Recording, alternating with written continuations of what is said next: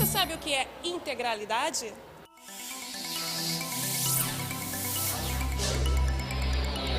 Eu acho que é a articulação de vários saberes, de vários serviços. E algo que a gente deve insistir, não só no âmbito do trabalho, mas na própria vida, né? Como profissional e como cidadã, é botar que as pessoas passem as suas necessidades diante dos serviços e que esses serviços passem a elas as necessidades para cumprir exatamente os nossos objetivos. Portanto, compreendê-lo, escutar a vida, ter capacidade de conexão com esse usuário.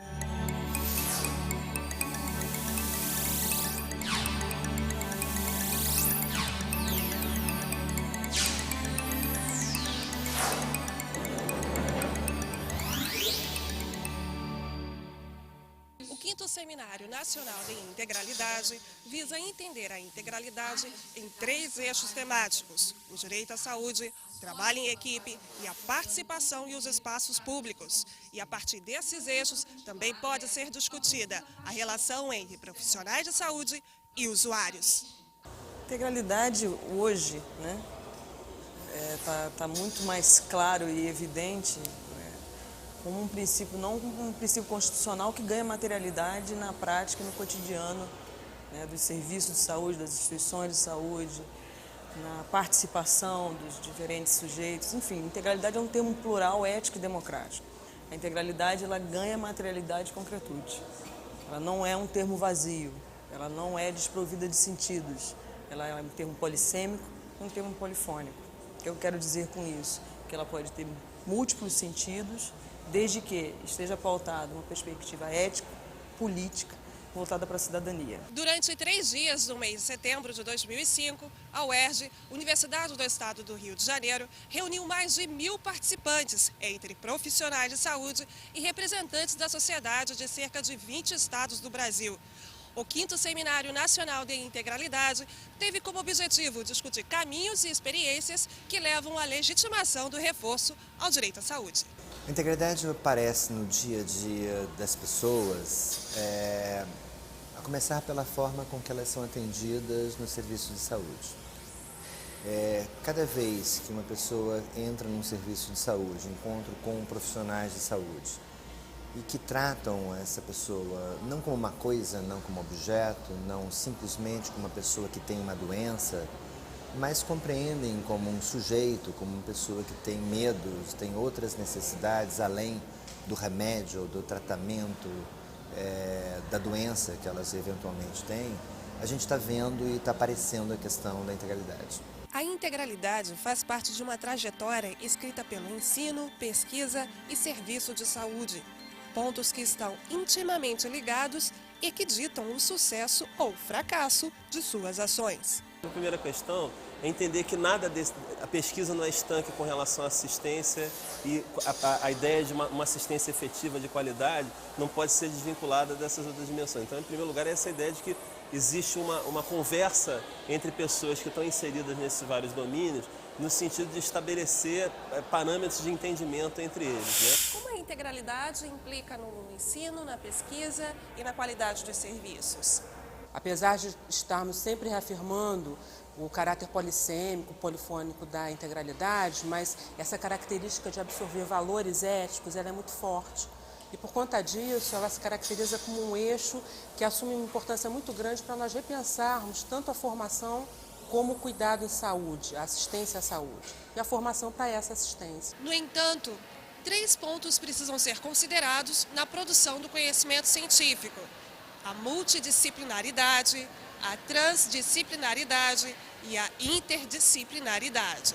A saúde é um campo transdisciplinar? Eu não diria que a saúde é um campo transdisciplinar, mas eu diria que nós estamos exatamente lutando e construindo práticas que possam estar fazendo no campo da saúde um exercício transdisciplinar. Como definir multi, inter e transdisciplinaridade? Nós poderíamos dizer que uma perspectiva multidisciplinar significa, diferentes olhares de diferentes profissionais para uma determinada situação. A interdisciplinaridade já seria uma tentativa de juntar, de articular duas disciplinas. Por exemplo, a psicologia e a educação. Aí nós teríamos uma perspectiva interdisciplinar que seria a psicopedagogia. Mas quando eu falo em transdisciplinaridade, nós estamos falando que o nosso olhar, que a lupa não está nas disciplinas, não está nos termos que se relacionam, mas está no processo de constituição dessas disciplinas. Desde a Constituinte de 1988, a integralidade é assegurada como um dos princípios do SUS. E também consta na Constituição que a saúde é um direito de todos e dever do Estado. Em questão, a responsabilidade sanitária, as necessidades dos executores e as demandas dos usuários. Essa proposição do direito à saúde já é um dos eixos justamente dessa discussão do seminário que a gente está realizando aqui, do 5º seminário, né? Os outros seminários foram uma perspectiva de aprofundamento, construção teórica, metodológica, de como é que esse termo ele pode ser utilizado, de que maneira ele ganha concretude. A gente chegou hoje a um estágio, né, tanto de investigação, a partir das experiências que a gente tem identificado no conjunto do país, seja de experiência de ensino, de pesquisa e de serviço, que a responsabilidade do direito à saúde ela tem que ter um movimento solidário e ético, né, de todos os sujeitos, todos os implicados. De quem é a responsabilidade plena de garantir o direito à saúde? Olha, acho que a primeira grande prioridade é que o direito à saúde, que é um direito garantido pela Constituição e é dever do Estado, né, que ele seja uma realidade para a totalidade da população brasileira. Quer dizer, infelizmente, o direito à saúde ainda não existe para uma grande parcela da nossa população, né? E, mais concretamente, assim, por exemplo, desde o movimento social da AIDS, que é o movimento da qual eu venho, nós temos algumas prioridades assim, específicas, tipo o acesso aos medicamentos, né? Lutamos para que esse acesso seja universal para todas as pessoas que deles necessitem, assim como todos os insumos que são necessários para lidar com a prevenção à AIDS, como, por exemplo, no caso a camisinha, que a gente sabe que ainda está bem aquém, a quantidade, né, que nós dispomos no Brasil ainda está muito abaixo do que a população efetivamente precisa. Como é a relação profissionais de saúde e usuários? No caso da Universidade Federal Fluminense, eu trabalho especificamente no campo da saúde coletiva na medicina, estou trabalhando com o primeiro e segundo período de medicina. Então, o que a UF fez foi introduzir no currículo essa preocupação. Então, as disciplinas com as quais eu trabalho, a disciplina chama Trabalho de Campo Supervisionado. Então, a gente fala sobre isso desde o começo, com os alunos. Quer dizer, esses alunos que eu te contei, acabei de contar, são do segundo período da medicina. Já se surpreendendo que o que as pessoas, apesar deles terem virem com um certo conceito ou preconceito de que o mais importante para um atendimento é ter bons medicamentos, boa tecnologia, eles perceberam que as pessoas, na verdade, querem outra coisa. Que claro que elas querem também bons medicamentos acessíveis, etc. e tal, mas eles, antes disso, querem ser respeitados, escutados, bem atendidos pela pessoa que está com eles. O profissional de saúde precisa conhecimento da cultura da população, da forma da população desenvolve seu raciocínio, suas crenças.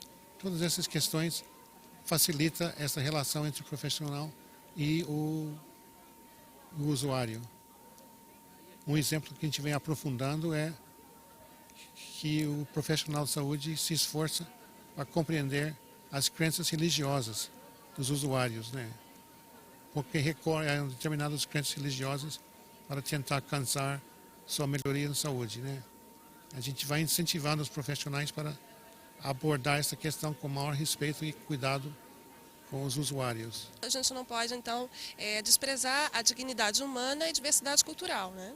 Isso faz parte da dignidade humana, né? Sua busca para a sua própria cura. A gente trabalha também com a seguinte hipótese, que nossa pesquisa gira em torno da questão da saúde e pobreza. A gente trabalha com a seguinte hipótese, que quando o usuário é muito pobre, dificilmente ele vai conseguir superar a doença que ele possui.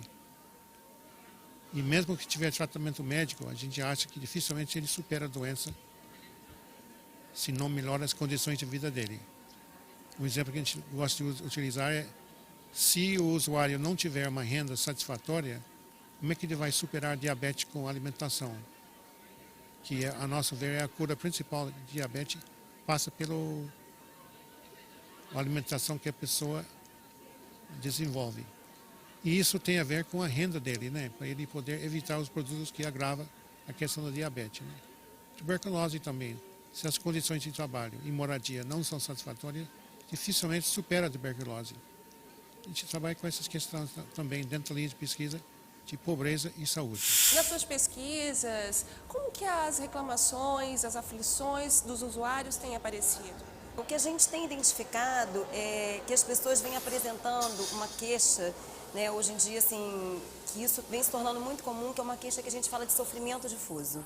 Então as pessoas sentem angústia, ansiedade, dores generalizadas, síndromes de pânico, que são queixas que eu tenho identificado, assim, que elas não se constituem numa doença dentro da lógica do nosso modelo biomédico, né? E essas queixas muitas vezes levam esses pacientes, né, a percorrer o serviço de saúde, procurando vários médicos, né, com itinerários assim, sem resolver de fato as questões de saúde.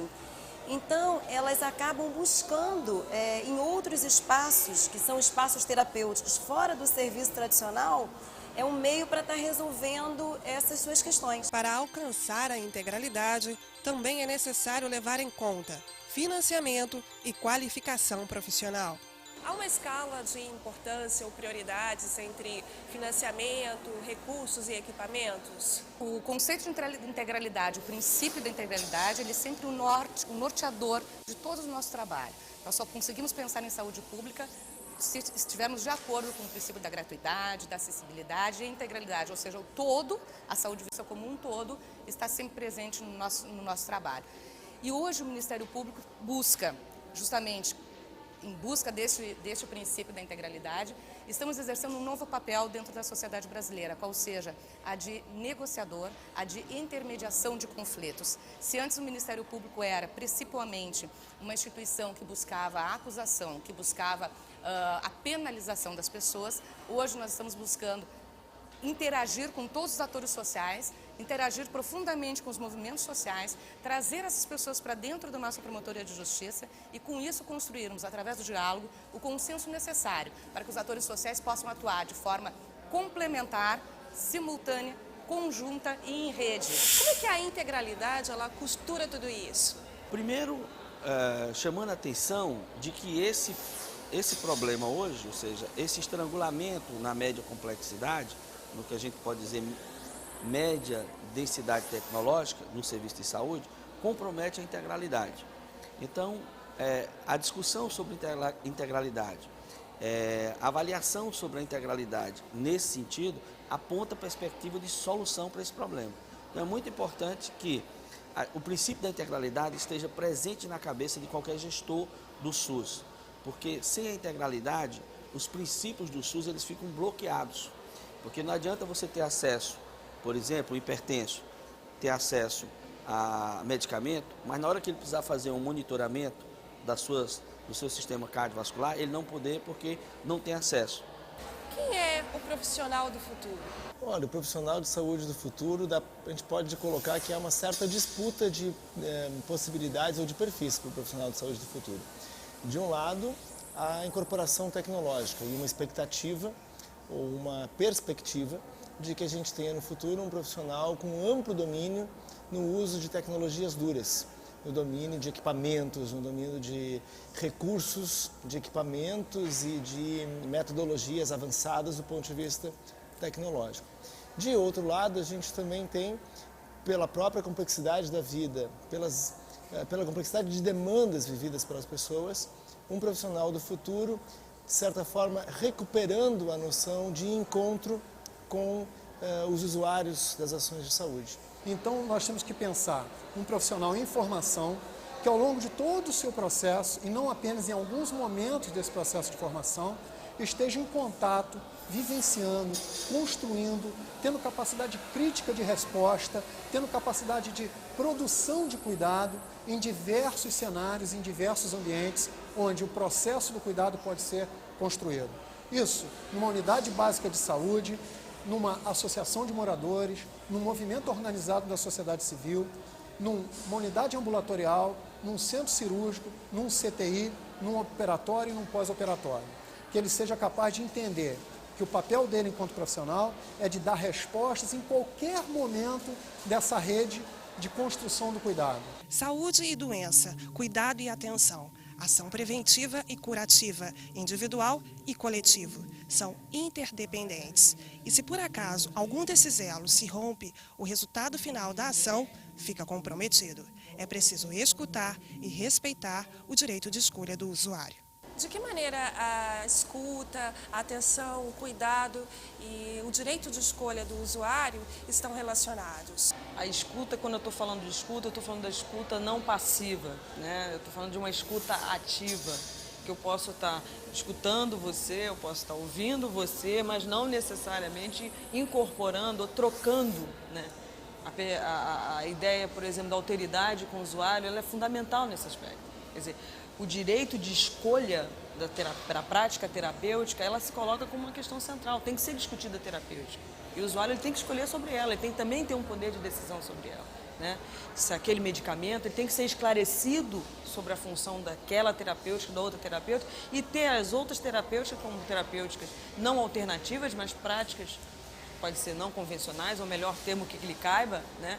Que garanta a ele um bem-estar e o alívio do seu sofrimento. Falar em cuidado, em atenção, em direito e escolha do usuário, do cidadão, do paciente, implica em estar enfatizando a questão da escuta desse usuário, da incorporação das necessidades desse usuário, do que de fato está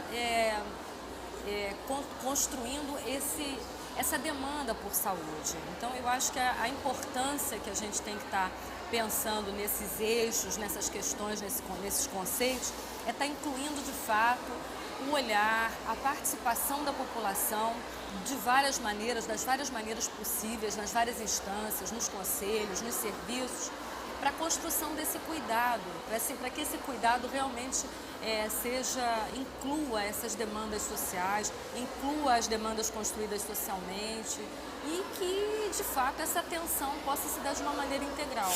Uma escuta está sendo trabalhada na questão da saúde mental. Eu acho que integralidade no campo da saúde mental diz respeito à ideia de você não lidar exclusivamente com a doença e se lidar com o sujeito, com a pessoa. Senão você reduz tudo a dar remédios, a dar hospital, a dar internação, etc, etc. E o paciente com transtorno mental, sofrimento mental, é uma pessoa que tem dificuldade de integração, tem uma série de aspectos da sua inserção social. Então, quando nós falamos integralidade com a pessoa com sofrimento mental, temos que pensar para além da assistência médica, além de medicamentos, criando outros recursos. Exemplo, criar oficina de trabalho, trabalhos com arte, trabalhos com cultura, trabalhos de produção de renda, geração de renda, ideia de cooperativas, associações, espaços múltiplos de sociabilidade, de subjetividade. Eu acho que isso que é integralidade na área de saúde mental.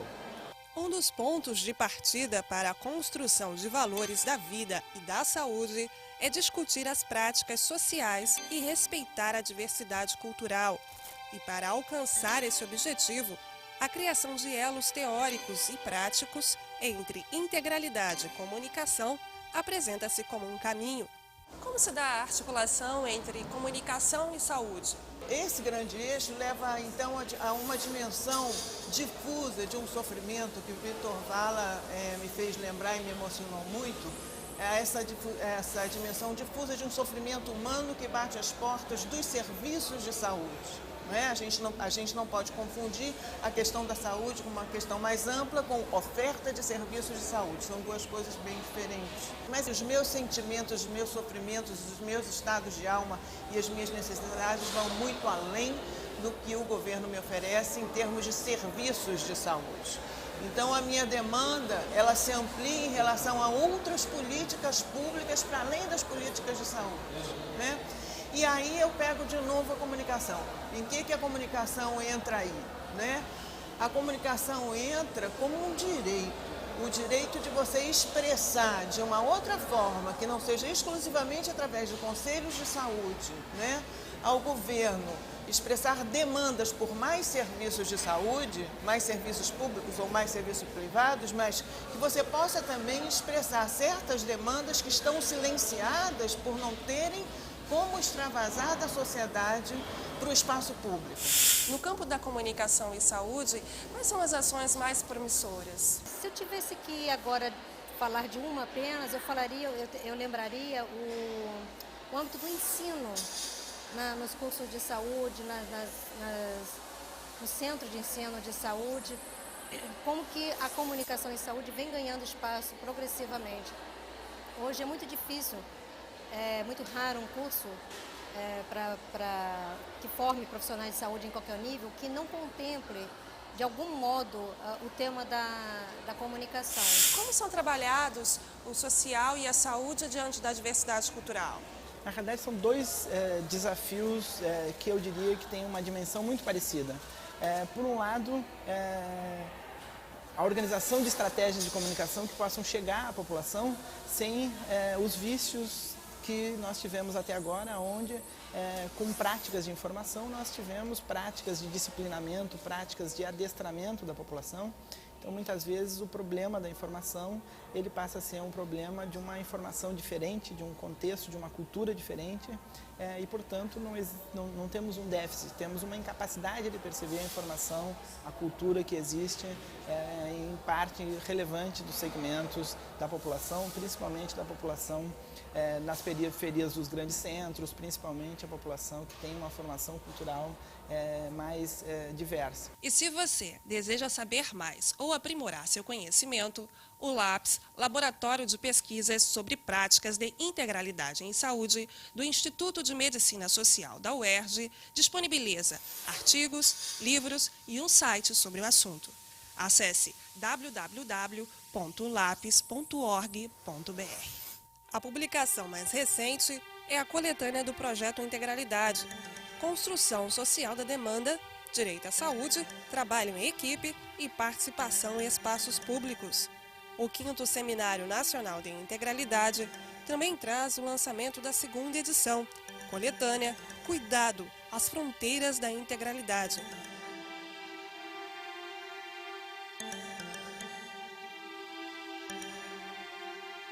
O 5º Seminário Nacional de Integralidade trouxe para o debate a complexidade no atendimento das demandas de saúde do usuário e deixa a certeza que a responsabilidade social, a qualificação do trabalho e a participação ativa com práticas de integralidade fazem a diferença.